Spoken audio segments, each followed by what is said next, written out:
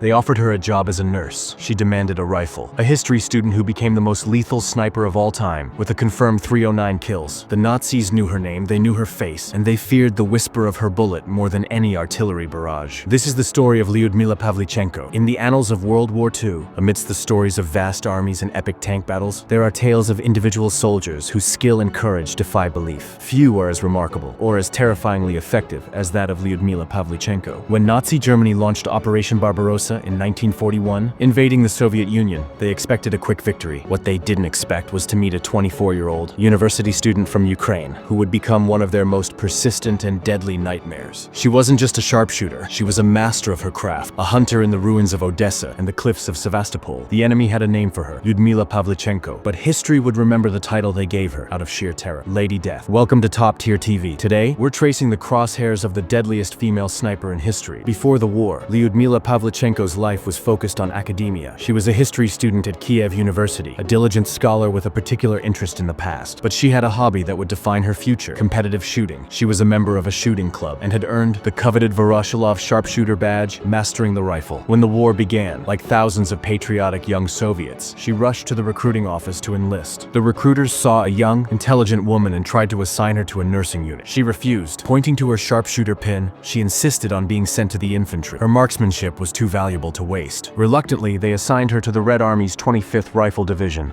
She was given a simple Mosin-Nagant HANU 130 sniper rifle with a 4-power PU scope. It was a robust, accurate, but brutal weapon with significant recoil. She was issued a uniform that didn't fit, and alongside her male counterparts, she was sent to the front lines near Odessa. The scholar was about to get the most brutal education imaginable. The Eastern Front was a meat grinder, and sniping was a grim, psychological warfare. Lyudmila's first days in combat were a shock. The noise, the chaos, the proximity of death. Her first 2 kills were a moment of profound transformation.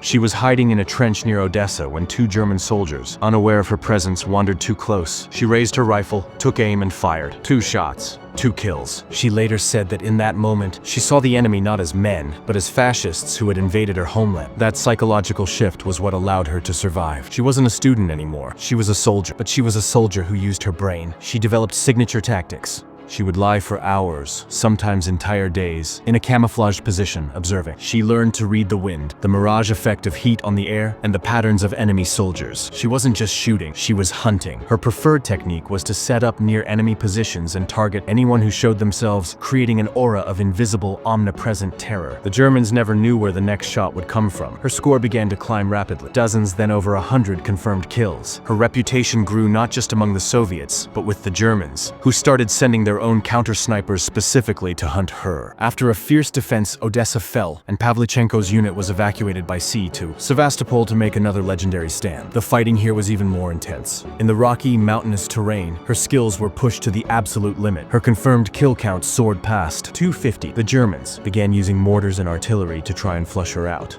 In June 1942, her luck ran out. A mortar shell landed near her position. Shrapnel tore into her face and body. She was severely wounded and evacuated from the front lines. Her sniping career was over. Her final tally was a staggering 309 confirmed kills, including 36 enemy snipers. But the Soviet High Command realized her value was far greater than just her rifle. She was a propaganda goldmine. Once she recovered, they sent her on a goodwill tour to Canada, the United Kingdom, and the United States. She became the first Soviet citizen to be received at the White House, where she befriended Eleanor Roosevelt. In America, she was a sensation. Reporters asked her frivolous questions about her nail polish and her uniform, not understanding the grim reality she came from. She shut them down with sharp wit, steering the conversation to the urgent need for a second front in Europe. She was a warrior diplomat, using her fame not for herself, but to help her country win the war. After the war, Lyudmila Pavlichenko finished her degree in history and became a historian for the Soviet Navy. She never picked up a sniper rifle again. The woman known as Lady Death simply wanted to return to a life of peace and study. Her legacy is one of undeniable, almost unbelievable skill and courage. In a conflict defined by scale,